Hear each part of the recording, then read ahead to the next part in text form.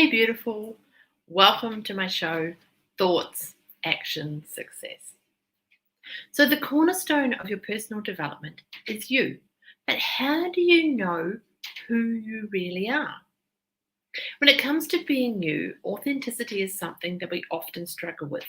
It is too easy to be caught up by who you think you should be, who others want you to be, and attempts to be a conglomeration of those you admire and those you envy. So the constant bombardment with images of what you should aspire to be and have can cloud your judgment and draw you away from a true understanding of who you are and what is really important to you. So fear of what you might find during the process of self-discovery can often prevent you from even trying to understand yourself. Yet knowing the answer to the question, who am I, can have extraordinary impacts on your life, offering you happiness, contentment, clarity, and success. So who are you really? And how do you work it out when there are so many factors that influence this type of answer? How do you cut through the opinions and expectation of others, the falsehood of materialism and Western aspirations of ownership and status to work out the authentic you? How do you become brave enough to look deeply inside to discover yourself, warts and all? So the first step is to understand what identity actually is and what informs it. So, psychologists recognize that each of us has a number of different identities depending on the perspective we adopt and the context we're in. So, this first up, your personal identity. That's the sense of who you are as an individual. And then there's your social identity, which refers to how you perceive yourself as part of a larger group or community. So, your personal identity reflects the things you think are unique about you. The particular combination of values, traits, abilities, likes, aspirations, and life history that make you different from the next person. It's the combination, too, of other factors that influence who you are, including religious upbringing, gender, socioeconomic status, culture, ethnicity, and sexual orientation. So these factors, along with the way you respond to the world, make you a different being from even those who have very similar influences upon them. So this aspect of your identity or parts of it may be thought of as your essential self. Social identity is different and it shifts depending on the group you're with. So whether you're with your family, your colleagues, friends, etc., social identity helps you to find your place in the world. It helps you feel a sense of belonging, whether it's a sense that you belong to your family group, ethnic group, those you share a hobby or sporting activity with, maybe it's a professional relationship or religious link. All of these relationships help you to place yourself. They say, you belong with us. This is because your social identity brings out particular aspects of your personality and identity. That is the part of you that loves maybe road biking, the part of you that loves yoga or meditation, the part of you that loves to cook or chat or feel nurtured. It makes you feel okay about who you are because you've found like-minded people who share your passions or history, who make you feel accepted and normal. So while it's true that you have a variety of aspects to your identity, and all are equally important to living a well-rounded life, they often can become unbalanced and confusing if you let just one aspect dominate another. For example, if your social identity takes over, you can lose sight of who you are as an individual, and vice versa. So it's possible to become overwhelmed by others, to hide behind the norm or the expected rather than be true to yourself, and perhaps upset the status quo. So how do you know if your identity is in balance and if you're doing the things or being with the people that make you feel authentic or true to yourself, the real you? The process of discovering the authentic you is about honest personal exploration, leading to self-awareness and self-knowledge. These two endpoints are the factors that offer the greatest chance at happiness and contentment in your life. So in philosophical terms, self-knowledge often refers to knowledge of your particular mental states, including your beliefs, desires, and sensations. But in psychology, self-knowledge is more about self-awareness and self-consciousness. It's about the way in which you are influenced, how you interpret events, how you respond or react to certain situations, and how you take on board or not the lessons that events in your life might decide to teach you. So self-knowledge leads you to a cementing of your identity. It allows you to firm up who you are, where you're heading, and where you actually fit into society. Self-knowledge provides a sense of confidence in the decisions you make about values, needs, wants, priorities, and the line each of us draws in the sand about what is and isn't acceptable to us. Ideally, self-knowledge is about evolution of the self. That is, when you have self-knowledge, you become a more rounded individual, one who monitors yourself, one who wants to learn, grow, and develop into someone greater than what you were. So when you attempt to access your identity and define it, self-help guides generally suggest you write down what you know about yourself, a kind of biography, if you will, that type of thing. So often this is done in point form, and if you follow this prescription, you will find yourself using labels like mother, father, maybe your professional title, maybe your relationship status, personality traits, maybe such as kind, impatient, curious, etc. And then there's the external indicators like pretty or successful. While these kind of labels are really useful and often necessary, they can be troublesome. So identity labels are useful in that they help to shape the way you act and feel, and even influence the way others act and feel toward you. However, many labels can be misleading, and none can fully describe the multifaceted reality that is a human being. Moreover, any external criteria you might use to label yourself, looks, power, health, relationships, are things that shift and change and are often beyond your control. Instead of being concrete aspects of who you are, they represent the elements of identity that can disappear, leaving you vulnerable and lost if you rely too heavily on them to define yourself. So the trick then is to recognize that some elements of the way you define yourself will change, and that this is part of growth and personal evolution. It's less about deciding, in a kind of a fixed sense, a complete identity, but rather recognizing the core of who you are and embracing the essence of your true self. Everything else builds on this because identity is formed and shaped by your capacity to experience and take on board lessons and moments to evolve more fully. So exploring your identity is about finding your essential self and embracing it while being comfortable enough to release those changing aspects of yourself that shift as you age, evolve, and reconsider your priorities. You cannot enact change in your life without the truth of what your life is, of who you are. And it's really important that you're aware enough to know whether or not your identity is yours or one that's been forced upon you.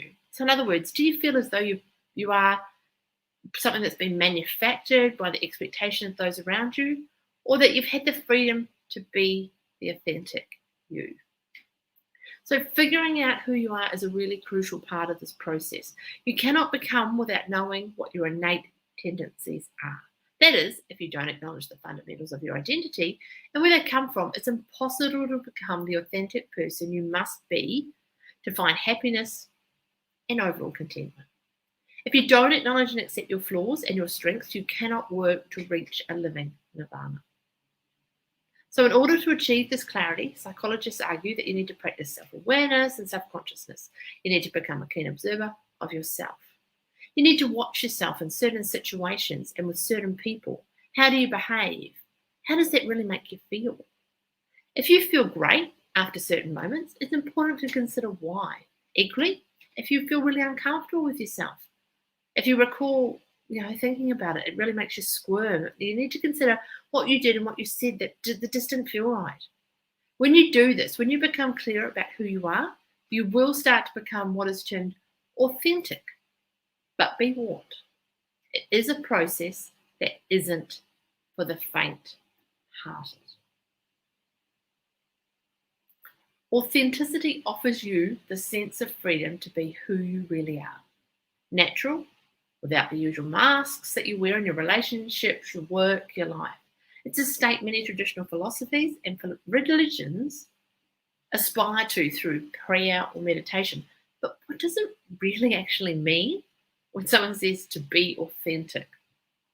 Psychologists and researchers Michael Kernis and Brian Goldman identified 4 separate components of authenticity they could measure in a written test. The first and most fundamental was self-awareness, or knowledge of and trust in your own motives, emotions, preferences, and abilities.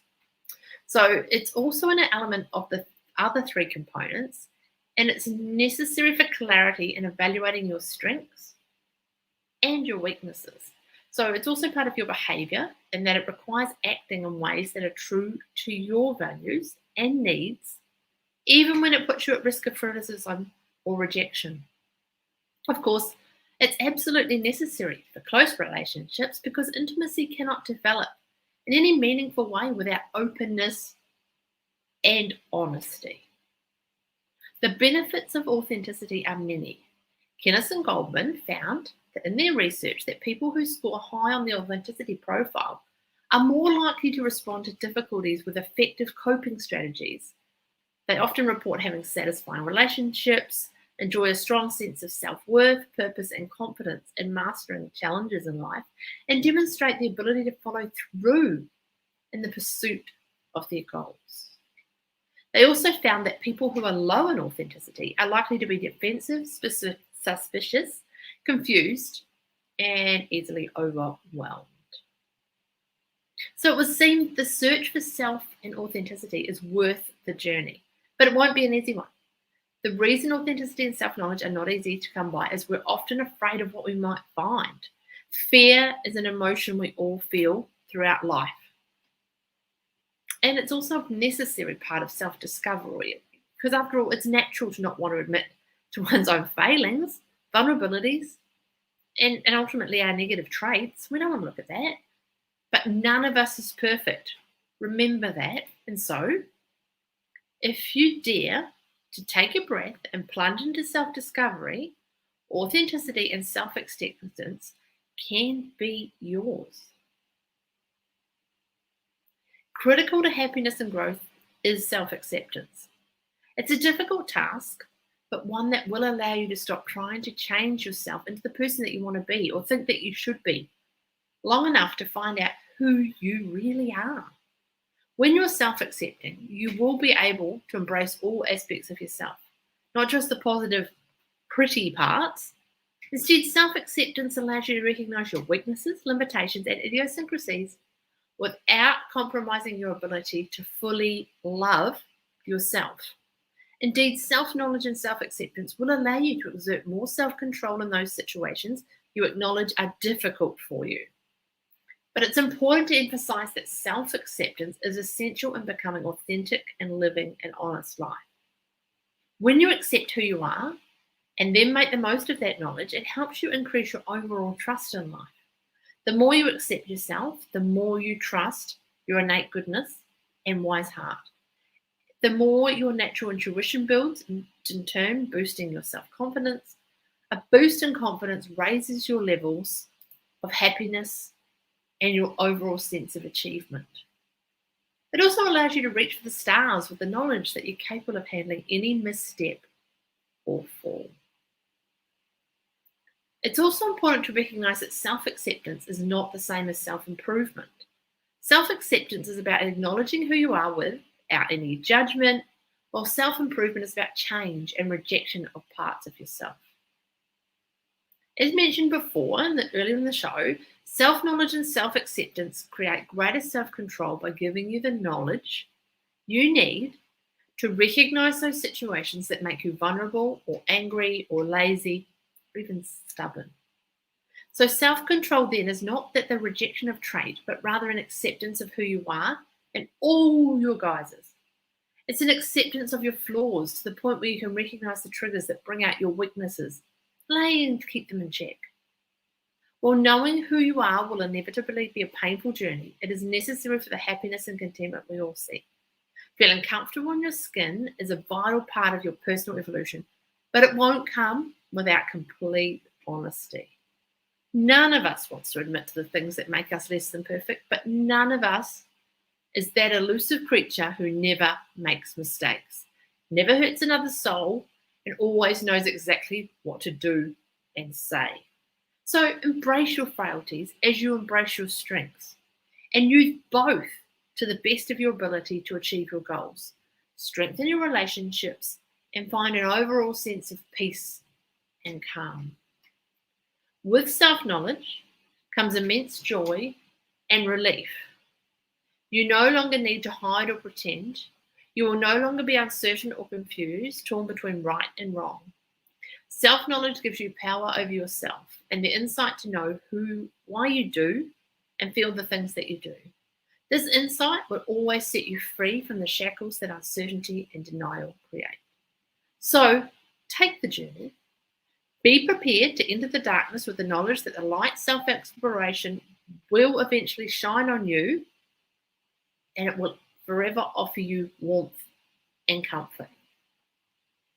So before you begin this journey of self-discovery, ask yourself, what is it you're most afraid of finding out and why?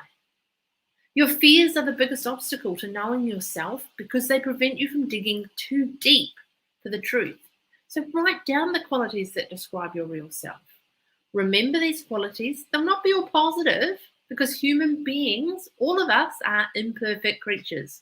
Part of knowing self is accepting both your strengths and your weaknesses. Practicing mindfulness by observing yourself and the way you behave to gain insight into who you are when you're with different people and in different situations. Use this knowledge to help build a profile of yourself. Don't judge the way that you are in these moments. Just simply sit back and observe. For example, maybe you're an extrovert with your family, but an introvert at work. Are you capable of standing up for yourself with a stranger, but unable to do the same with your family and friends?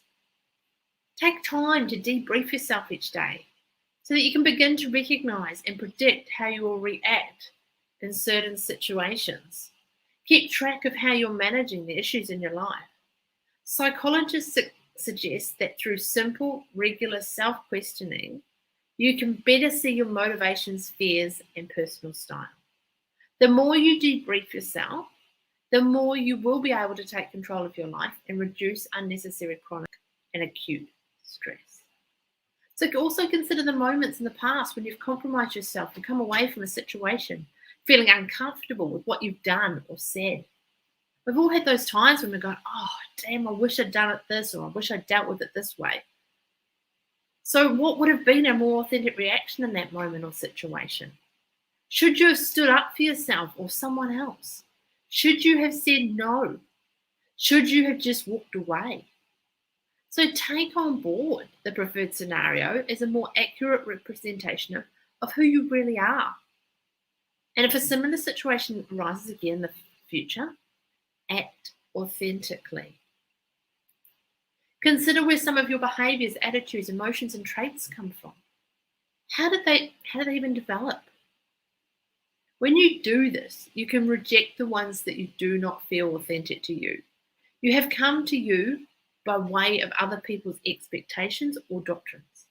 We all hold on to ways of being that we think we should possess, but are not representations of who we truly are.